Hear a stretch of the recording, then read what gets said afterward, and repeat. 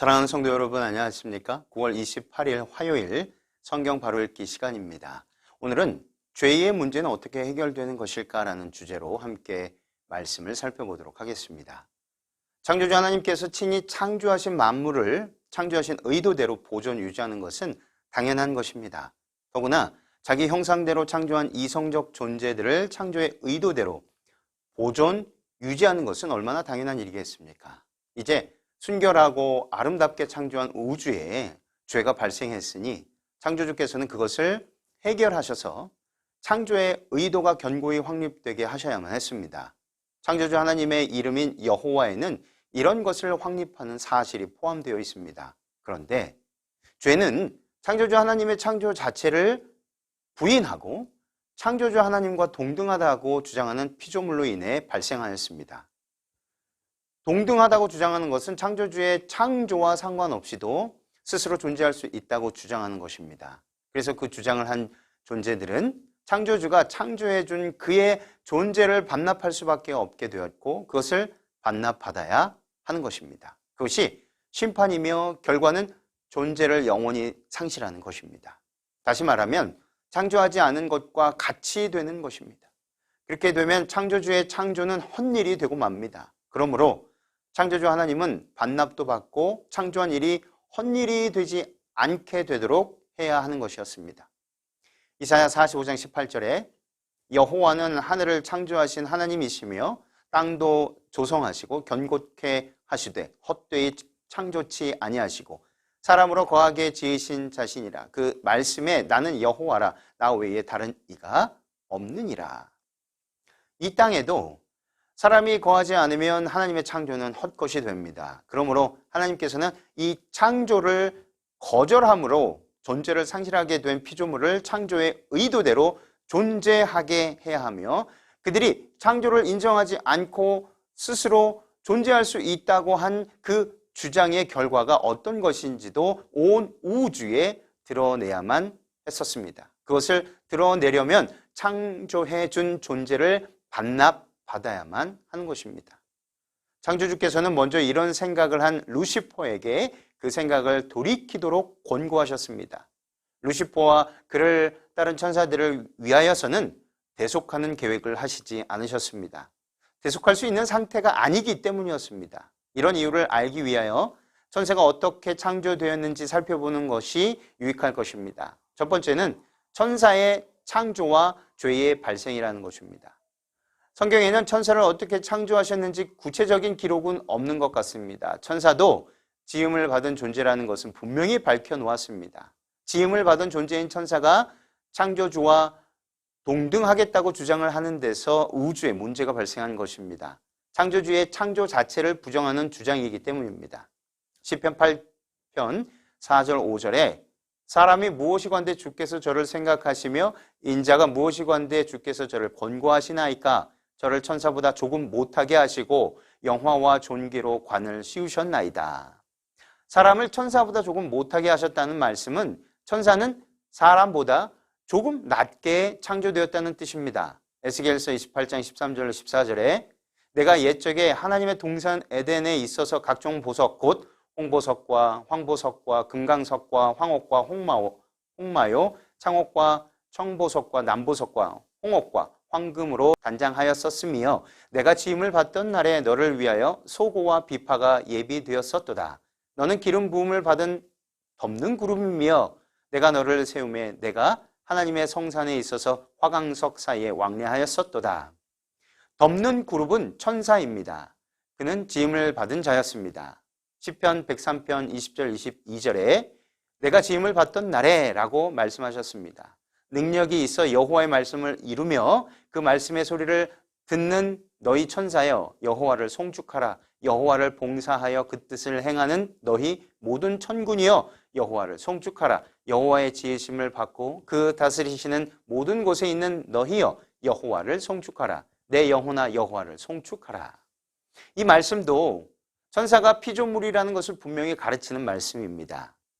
사람은 흙으로 만드셨습니다. 천사는 어떻게 무엇으로 만드셨을까요?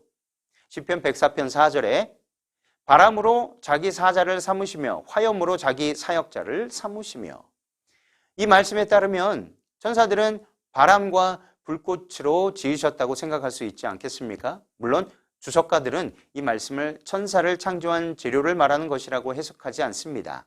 천연계의 현상들, 바람과 번개와 기타 천연계의 현상들이 다 하나님의 사자와 사역자 노릇을 한다는 뜻으로 해석합니다. 그러한 이해가 합리적이라 생각합니다. 히브리 기자는 이 말씀을 히브리서 1장 7절에 또 천사들에 관하여는 그는 그의 천사들을 바람으로 그의 사역을 불꽃으로 삼으시느니라 라고 인용하였습니다. 천사들이 바람으로 사역자들이 불꽃으로 일한다는 해석입니다. 종합하여 생각하면 천사들을 바람과 불꽃으로 창조하셨다고 이해하는 것이 무리가 아닐 것입니다. 시편 18편 11절에 구룹을 타고 나르시며 바람 날개로 높이 뜨셨도다 라고 말씀하여 그룹을 타는 것이 바람 날개를 타는 것으로 기록하였습니다. 그룹과 바람이 관계 있는 것은 확실합니다. 그러므로 바람으로 사자를 삼으신 것은 천사가 바람으로 지음을 받았다는 생각이 터무니없는 생각이 아니라는 것을 지지하는 것이 아니겠습니까? 불꽃은 스랍과 관련된 말입니다. 이사야 6장 2절로 3절에 스랍들은 모셔 섰는데 각기 6날개가 있어 그 둘로는 그 얼굴을 가리었고 그 둘로는 그 발을 가리었고 그 둘로는 날며 서로 창화하여 가로되 거룩하다 거룩하다 거룩하다 만군의 여호와여 그 영광이 온 땅에 충만하도다. 스랍이라는 말은 불꽃이라는 말에서 나왔습니다. 시편 104편 4절 말씀과 잘 맞는 말입니다. 바람으로 사자를 삼고 불꽃으로 사역자를 삼았다는 말씀은 이런 사실들에 의하여 천사들을 창조하실 때 바람과 불꽃을 재료로 사용하셨을 것이라고 생각해 보는 것입니다. 바람과 불꽃은 창조주께서 기동하실 때 일어나는 기운들일 것입니다. 성경은 천사들은 결혼하지 않는다고 분명히 가르칩니다. 마태복음 22장 39절에 부활 때에는 장가도 아니 가고 시집도 아니 가고 하늘에 있는 천사들과 같으니라. 천사들은 결혼하지 않습니다. 그러므로 사람과 같은 방법으로 생육하고 번성하는 것이 아닙니다. 그런데 천사의 수는 천천만만이라고 하였습니다. 이것은 아주 많다는 표현이지 숫자적으로 천제곱, 만제곱이라는 말이 아닙니다. 그래서 천천만만이라고 하는 것입니다. 이렇게 많은 수의 천사는 어떻게 생겼겠습니까? 우리가 생각하기로는 창조주께서 생육하게 하지 않고 그 수를 다 함께 직접 창조하셨을 것으로 여겨집니다. 이 생각은 천사들의 죄의 문제 처리를 이해하는 데 중요한 실마리를 제공해 줍니다. 사람은 한 사람의 범죄로 모든 사람이 죄인이 되었습니다. 그 이유는 생명이 단 한 사람으로 말미암아 생육하기 때문입니다. 그러므로 죄를 개인의 도덕적 악행으로 보면 올바른 이해가 되지 않는 것입니다.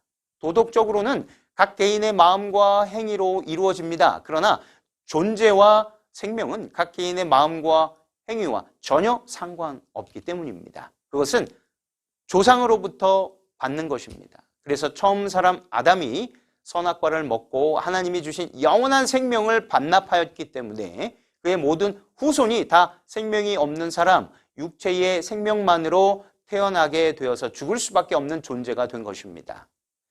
한 사람으로 말미암아 모든 사람이 사형수가 되었다는 말입니다. 로마서 5장 1절의 말씀처럼 말입니다. 그러나 천사들은 한 천사를 창조하고 그에게서 여자 천사를 창조하여 결혼시켜서 생육하고 번성하게 한 것이 아니다라는 사실입니다. 개개의 천사는 다 개별적으로 창조주 하나님이 직접 창조하셨습니다. 그러므로 한 천사가 범죄했다고 모든 천사가 죄의 천사가 되는 것은 아닙니다. 루시퍼가 범죄하여 그 루시퍼 안에서 모든 천사가 하나님이 주신 생명을 잃게 되는 것이 아닙니다. 개개의 천사가 각각 하나님의 창조를 거절할 때 죄의 천사가 되는 것입니다. 루시퍼는 천사 3분의 1을 그렇게 하는데 성공한 것입니다. 죄는 루시퍼가 피조물인데 창조주와 동등하려고 한 데에서 시작되었다라고 말씀을 드렸습니다. 피조물이 창조주와 동등하려고 하면 창조주가 창조해 준 존재를 창조주께 반납하고 스스로 존재해야 동등하다는 주장이 사실이 되는 것입니다. 그러나 피조물은 그 존재를 창조주께 반납하면 존재를 완전히 상실하게 되고 맙니다. 창조주의 창조를 헛되게 하는 것이기 때문입니다. 루시퍼가 이 사실을 올바르게 이해하지 못하고 있었는지도 모를 일입니다. 아무튼 루시퍼는 그렇게 주장하였고 여호와 회의에 참석하려고 북극 지폐의 산 위에 자기 보좌를 베풀려고 하였습니다. 루시퍼에게서 발생한 죄는 교만, 곧 창조주 하나님의 사랑의 법을 무시하는 것으로 그가 창조주와 동등하다는 것을 주장한 것입니다. 그것은 그의 존재를 영원히 잃어버리는 것입니다. 창조주가 있게 한 것을 없어지게 한 그것이 근본적인 죄라는 사실입니다. 창조주께서는 그것을 원하지 않으셨습니다. 사람보다 더 조금 낮게, 조금 좋게 창조주의 형상을 따라 창조한 루시퍼를 잃어버리기를 원하셨을 리가 없습니다. 그의 그릇된 생각을 버리고 피조물의 위치와 창조주가 정해준 그 처소를 잘 지키는 것이 자신의 행복이며 온 우주의 평안과 행복이라고 일러주셨을 것입니다. 그러나 그는 자기 지위를 지키지 않고 자기 처소를 떠나버렸습니다.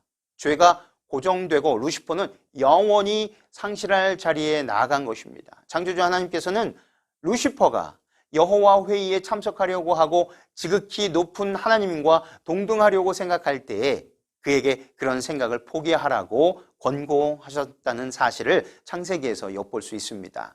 아담이 선악과를 먹었을 때 하나님께서는 아담과 여자에게 왜 그렇게 하였는지 물으셨습니다. 그러나 뱀에게는 유혹한 이유를 묻지 않으시고 바로 저주하셨습니다. 왜 그랬을까요?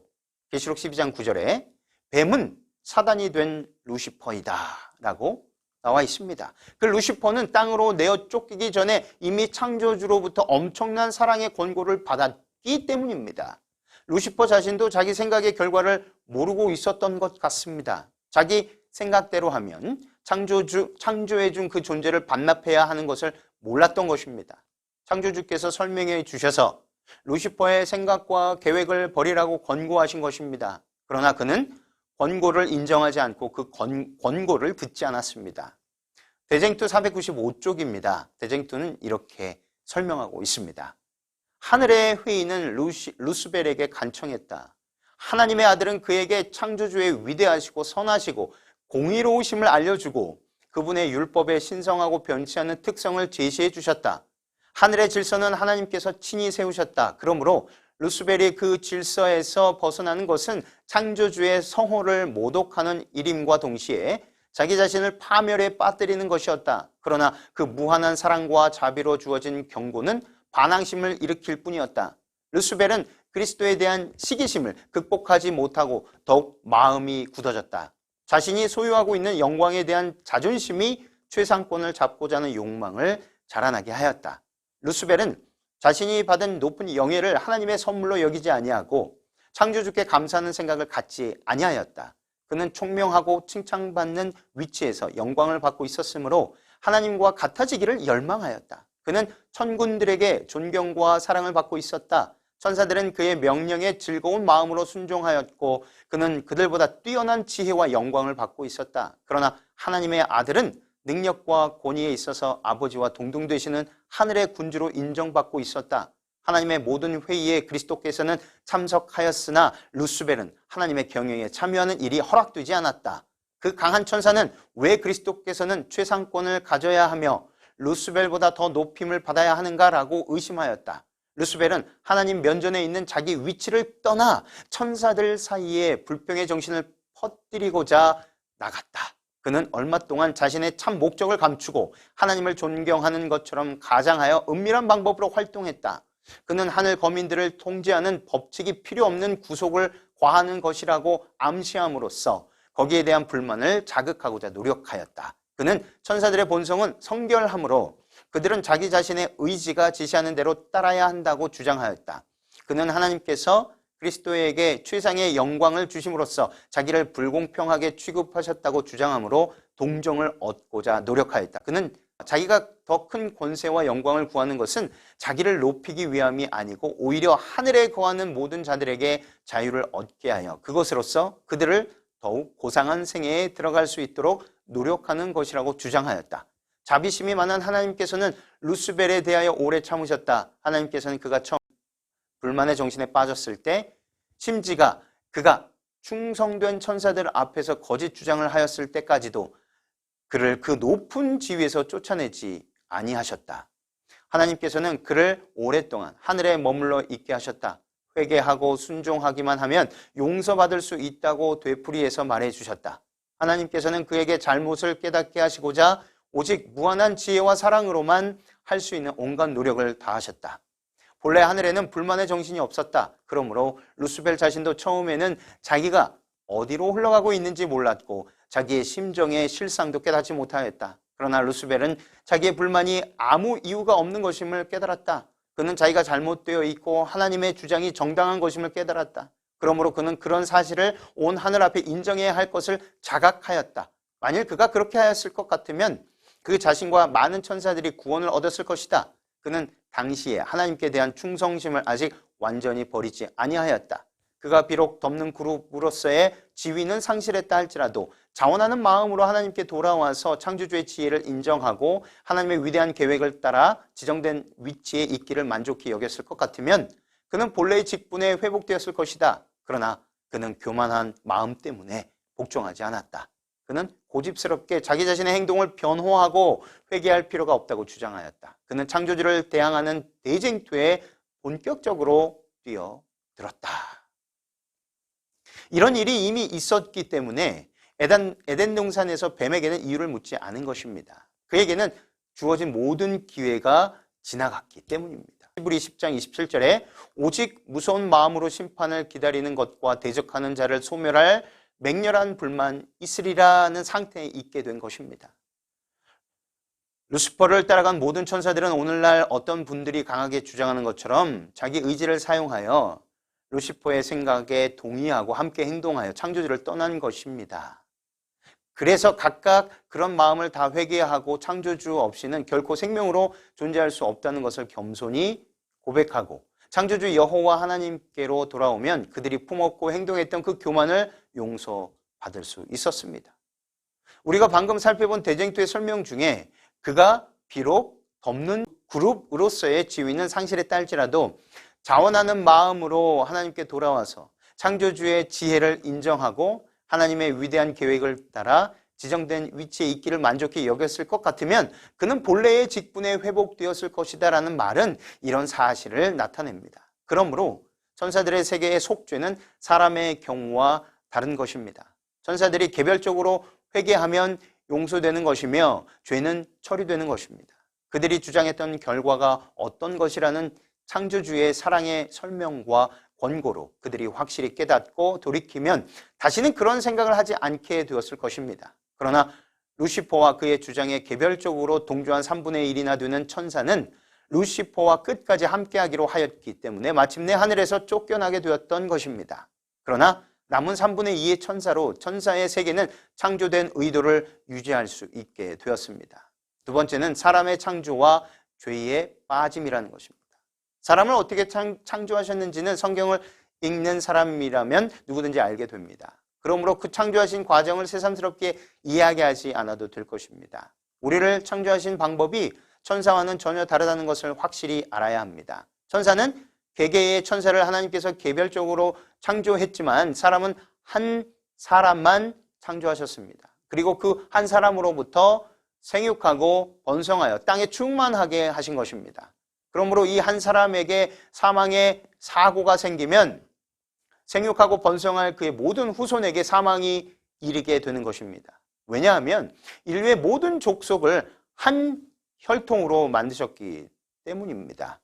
사도행전 17장 26절에 분명하게 나와 있지 않습니까? 하나님께서 아담 한 사람을 창조하시고 그 코에 생기를 불어넣으셔서 그가 살아 활동하는 존재가 되게 하셨습니다. 완전하였고 의로웠고 선하고 거룩하였습니다. 그의 갈빗대를 취하여 여자를 만드셨는데 여자에게는 코에 생기를 불었다는 말씀이 없습니다. 성경의 기록은 그렇습니다. 아담에게서 취하였기 때문입니다. 그 이유는 고린도전서 11장 8절의 말씀과 같습니다. 남자가 여자에게서 난 것이 아니요 여자가 남자에게서 났으며 라고 아주 잘 설명되었기 때문입니다. 아담은 그 신체를 흙에서 취하였고 생명은 생명이신 영원한 생명 되시는 하나님이 그에게 불어넣어 주셨지만 여자의 신체는 아담의 갈빗대로 만드셨고 생명은 아담에게서 여자에게로 들어가게 하신 것입니다. 그것을 여자가 남자에게서 낳았다고 설명했으며 여자는 친히 남자에게서 취하였으니 여자라 하리라고 하여 여자라는 의미를 설명한 것입니다. 하나님은 이 두 사람을 결혼시키시고 생육하고 번성하여 땅에 충만하라고 명하신 것입니다. 이 말씀으로 이 세상 마지막에 태어날 사람까지 다 창조하신 것입니다. 아담에게서 나온 생명의 씨는 여자에게 심어지고 여자는 그 씨를 받아 사람이 되게 기르는 것입니다. 그것이 온전한 사람이 되었을 때 태에서 세상으로 나오는 것입니다. 그러나 그 생명의 씨는 남자에게서 나오는 것입니다.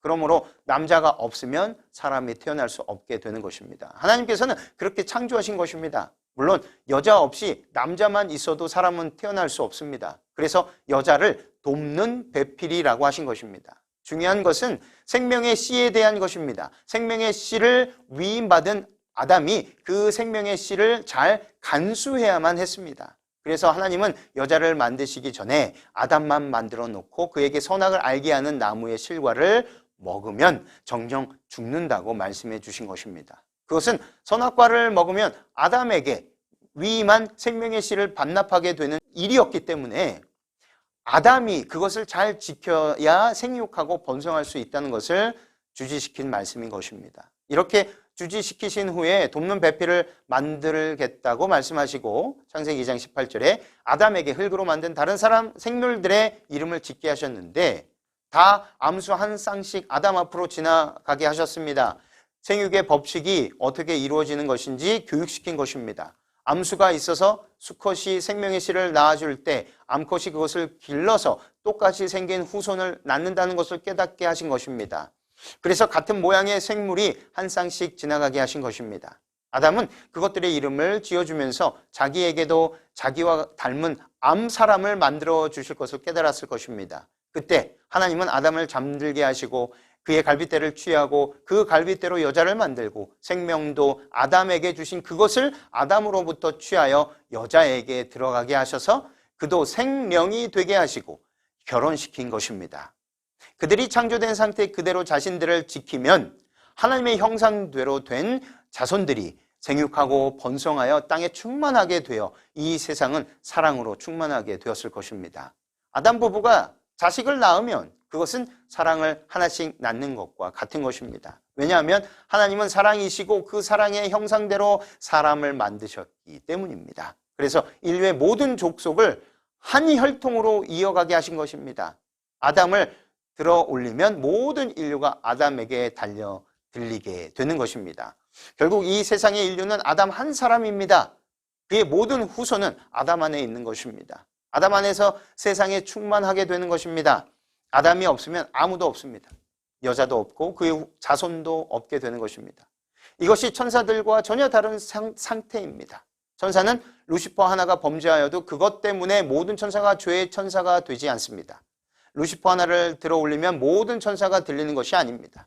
천사는 철저히 개별적이요 독립적입니다. 존재와 생명에 있어서 그렇습니다. 그러나 사람은 철저하게 집단적입니다. 아담 하나에 모든 인류가 달려있는 것입니다. 그래서 아담이 없어지면 인류는 없게 되는 것입니다. 루시퍼가 이 사실을 알았을까요? 성경에 그런 암시도 없는 것 같습니다. 루시퍼는 아담에게 접근하지 않고 여자에게 접근하였습니다. 어쩌면 남자보다 접근하기가 쉽다고 생각했을지 모를 일입니다. 알 수 없는 일이지만 천사에게는 생명의 씨가 없습니다. 그는 생육하고 번성하는 능력이 없습니다. 사람보다 조금 좋게, 조금 낮게 창조되었지만 생육하는 능력으로 말한다면 천사에게는 그것이 없습니다. 루시퍼도 그것은 동일하였습니다.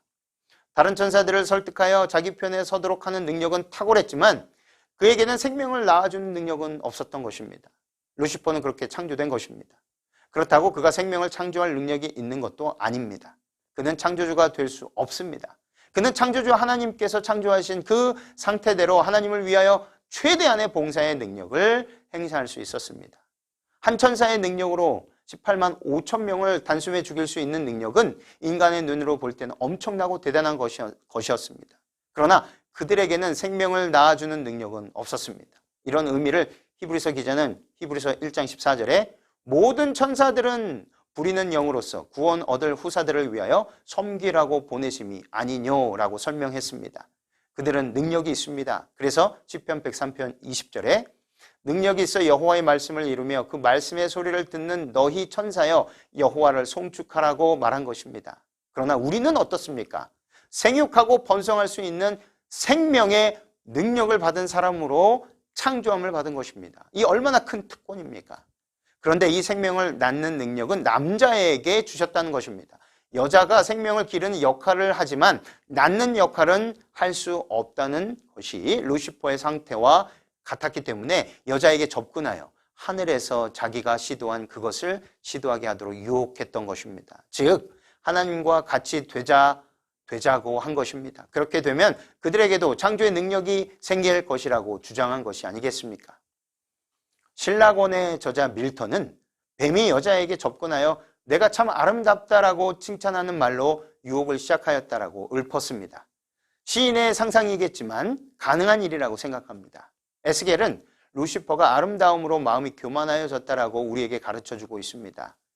여자에게 접근하여 유혹할 때 남자에게 접근하는 것보다 유리한 면이 있다고 생각하고 그렇게 하였을 것입니다. 그것이 바로 생육하는 근본적 능력이 없다는 사실의 고통 분모가 아니겠습니까? 하나님과 같이 되면 생명을 창조하는 능력을 얻게 될 것이라고 생각했을까요? 하나님과 같이 되는 것은 스스로 존재한다는 것인데 그것은 생명 자체가 된다는 것과 같은 의미가 아니겠습니까? 선악과를 먹어도 죽지 않는다는 말은 바로 하나님과 같이 되어 생명 자체가 된다는 것입니다. 그러나 그것은 생명을 영원히 떠나는 것이기도 했습니다. 그가 있어야 할 생명의 자리에서 사망으로 떠나는 것이기 때문입니다. 고린도후서 11장 3절에 뱀이 그 관계로 하와를 미혹해 한 것 같이 너희 마음이 그리스도를 향하는 진실함과 깨끗함에서 떠나 부패할까 두려워하노라. 이 말씀은 뱀이 유혹한 본질에 대한 해석입니다. 뱀의 유혹을 받아들인 것은 그리스도를 떠나는 것과 같습니다. 창조주께서 만물을 창조하실 때에 모든 피조물은 그리스도 안에 있도록 하셨습니다. 골로새서 1장 17절에 또한 그가 만물보다 먼저 계시고 만물이 그 안에 함께 섰느니라. 모세는 이 사실을 시편 90편 1절에 이렇게 설명합니다. 주여 주는 대대에 우리의 거처가 되셨나이다 라고 고백하였습니다. 창조주가 모든 피조물의 거처입니다. 사단은 이것을 잘 알고 있었습니다. 그는 창조주를 떠났습니다. 유다서 6절에 또 자기 지위를 지키지 아니하고 자기 처소를 떠난 천사들을 큰 날의 심판까지 영원한 결박으로 흑암에 가두셨으며 그의 행로를 여자에게 달콤한 유혹의 목소리로 소개한 것입니다. 그리스도를 떠나는 것은 그의 창조를 거절하는 것과 같습니다. 그렇게 되면 그는 존재를 반납해야만 합니다. 사단은 이것을 잘 알고 있었고 여자에게 접근할 당시 그는 이미 존재를 반납해야 하는 위치에 있었던 것입니다. 창조주께서 아담에게 내가 어디 있느냐라고 물으신 것이 바로 창조주께서 있으라고 한 그 자리를 떠났다는 사실을 지적하는 말씀이기도 하였습니다. 존재를 반납하는 것, 곧 창조를 거절하는 것은 생명과 존재를 영원히 상실하는 것입니다. 여자는 그 과실을 남편에게 주어서 먹게 하였습니다. 사단의 일에 동참한 것입니다. 남편과 함께 생명 자체가 되어서 하나님과 같이 되어보려는 의도였을 것입니다. 문제는 아담이 그 과실을 먹었다는 것입니다. 하나님께서는 여자를 만드시기도 전에 아담에게 선악과를 먹는 날에는 정녕 죽으리라고 분명히 말씀하셨습니다. 그 후에 아담이 모든 동물들의 이름을 다 짓고 난 후에 그의 갈빗대를 취하여 여자를 만드셨습니다. 그러므로 최초의 선악과를 먹지 말라는 명령을 하실 때에 여자는 그 자리에 없었습니다. 여자를 창조하기 전에 아담 혼자 있을 때 이 말씀을 하신 것은 아담에게 생명의 책임이 있다는 것을 강하게 인식시키기 위한 것이라고 생각됩니다. 생명의 씨는 아담에게 위탁한 것입니다. 그가 선악과를 먹으면 이 땅에 충만하게 될 생명의 씨가 없어지게 되기 때문입니다. 그 생명의 씨를 잘 지키라는 당부를 하신 것입니다. 그리고 그의 갈빗대를 취하여 여자를 만들어서 아담에게 이끌어 오심으로 아담에게서 바로 그런 생명이 태어난다는 것을 확인시키신 것입니다. 아담은 여자를 만들기 전에 자기에게 선악과를 먹지 말라고 하신 하나님의 말씀의 의도를 깨달았을 것입니다. 아담은 하나님께서 돕는 배필을 만들리라고 하신 말씀의 의미를 동물들이 암수가 자기 앞으로 지나갈 때 깨달았을 것입니다. 생명의 씨가 자신에게서 하나님의 손을 거쳐 이 여자에게 들어가서 산 사람이 되었다는 사실을 깨달음과 동시에 자기에게서 그런 사람들이 생육하게 된다는 사실을 알았을 것입니다. 아담의 감격하는 모습을 보시고 하나님은 아담과 여자를 결혼시키시고 생육하고 번성하여 땅에 충만하라고 명하신 것입니다. 여자는 생명을 충만하게 하는데 돕는 배필입니다. 아담은 생명의 씨를 낳지만 그 씨를 받아서 사람이 되도록 자라게 하는 것은 여자의 몫입니다. 생명 문제에 있어서 여자는 배필입니다. 여자가 없으면 아담에게 주신 생명의 씨를 자라게 할 수 없습니다. 여자만 있으면 생명의 씨가 없기 때문에 생육할 수 없습니다. 이 사실을 돕는 배필이라는 말로 표현하신 것입니다. 그리고 하나님은 여자에게 창세기 3장 3절에 동산 중앙에 있는 나무의 실과는 하나님의 말씀에 너희는 먹지도 말고 만지지도 말라 너희가 죽을까 하노라 하셨느니라. 만지지도 말라는 말과 죽을까 하노라는 표현으로 사람들은 여자가 하나님께서 하시지 않은 말을 보태고 정녕 죽는다는 말은 약하게 표현했다고 주장합니다. 그러나 창세기 3장에 나타난 분위기는 여자가 그렇게 자기 마음대로 가감하여 말한 것이라고 느낄 수 없는 것 같습니다. 살아남는 이들 24쪽에 동산 한가운데 생명나무 가까이에는 선악을 알게 하는 나무가 있었다. 하나님께서는 이 나무가 당신께 대한 그들의 순종과 믿음과 사랑의 담보물이 되도록 특별히 계획하셨다. 이 나무를 두고 주께서는 우리의 첫 조상에게 먹지도 말고 만지지도 말라 죽을까 하노라고 말씀하셨다. 하나님께서는 그들에게 이 한 나무 외에는 동산 안에 있는 모든 나무의 열매를 자유로 먹을 것이나 만일 이 나무의 열매를 먹으면 저희가 반드시 죽을 것이라고 알려주셨다. 여자를 창조하신 후에 하나님은 이들 부부에게 다시 선악과에 대하여 이 말씀을 하신 것입니다. 그런데 여자가 먼저 먹었던 것입니다. 그러나 그때까지는 아직 생육하고 번성할 가능성이 있었습니다. 여자는 선악과를 먹고 정녕 죽겠지만 생명의 씨는 아직 아담 안에 있기 때문이었습니다. 창조주께서 아담의 갈빗대를 하나 더 취해서 여자를 만들면 나타난 문제가 해결되는 것입니다. 그러나 아담, 곧 남자가 선악과를 먹었을 때는 사정이 달라집니다. 생명의 씨가 없어지는 것입니다. 그러면 이 지구에 생명의 씨를 낳을 근원이 말라버리는 것입니다. 그렇게 되면 생육하고 번성할 수 없게 됩니다. 이 지구는 공허한 공간이 되고 말 것입니다.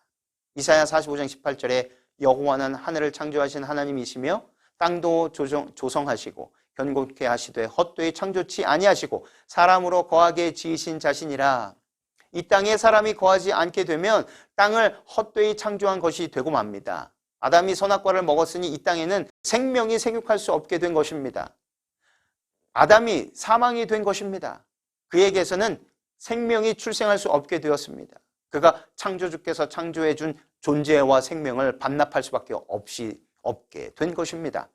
하나님께서 그의 존재를 반납받으면 모든 것이 끝나지만 그렇게 되면 생육하고 번성하라고 한 하나님의 명령도 취소되어야 하고 지구를 헛되게 창조한 것이 되고 맙니다. 이렇게 된 것이 죄라는 사실입니다. 아담이 죽어버리게 된 것, 그것이 죄입니다.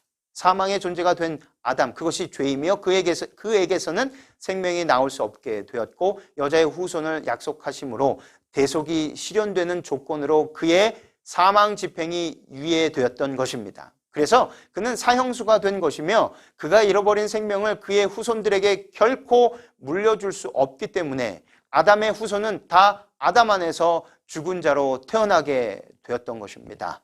창조주의 명예와 권위는 우주에서 엄청난 손상을 입을 것이었습니다. 얼마나 큰 죄입니까? 대쟁투 533쪽에 순종을 조건으로 사람에게 약속된 불멸은 범죄로 말미암아 잃어버린 바 되었다. 아담은 자신이 소유하지 못한 것을 그의 후손에게 전해줄 수 없었다. 얼마나 분명합니까? 설교 180쪽에 그러나 아담은 시험을 견디는 데 실패하였다. 그리고 그가 하나님의 율법에 저항하였으므로 그의 모든 후손들은 죄인들이 되었다. 자녀와 교사들에게 보내는 권면 475쪽에 첫째 아담과의 관계에서 인류가 그에게서 받은 것이란 죄와 사형 선고밖에 없다. 1899년 편지 68쪽에 첫 아담에게 연결된 인간은 그에게서 죄와 죽음 외에는 아무것도 받은 것이 없다. 이렇게 된 아담과 그의 후손을 비생명, 비존재라고 말할 수 있겠습니다. 살아있는 것 같은데 실상은 죽은 자이기 때문에 비생명이요, 있는 것 같은데 실상은 죽어 없어진 상태이니 비존재라고 말할 수 있는 것입니다. 하나님께서 생명과 존재가 되게 한 사람이 비생명, 비존재가 되었으니 이것을 죄라고 하는 것입니다. 창조주의 창조한 일을 완전히 망쳤으니 창조주에게 얼마나 큰 허물을 저지른 것입니까? 로마서 14장 20절에 식물을 인하여 하나님의 사업이 무너지게 말라라는 권고를 하였습니다. 식물을 인하여 하나님의 사업을 무너지게 한 첫 사람이 바로 우리의 조상 아담이었습니다. 그는 선악과를 먹어서 창조주께서 하신 일을 완전히 망가뜨렸고 무너지게 하였습니다. 창조주께서 대속의 조처를 하시지 않았다면 창조주의 사업은 정말 무너졌을 것이며 루시퍼는 그 일을 가지고 창조주께 대들었을 것입니다.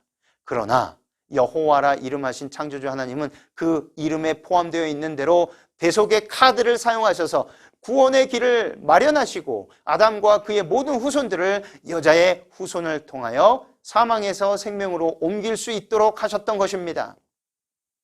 하나님은 정령 죽어야 하는 것과 생육하고 번성하게 하는 것을 여자의 후손 안에서 완전히 해결하신 것입니다. 여자의 후손만이, 즉 인간으로 오신 창조주 하나님 예수님만이 이 일을 한꺼번에 해결한 유일한 분이심을 결코 잊지 않게 되시기를 간절히 바라며 오늘 말씀을 마치겠습니다.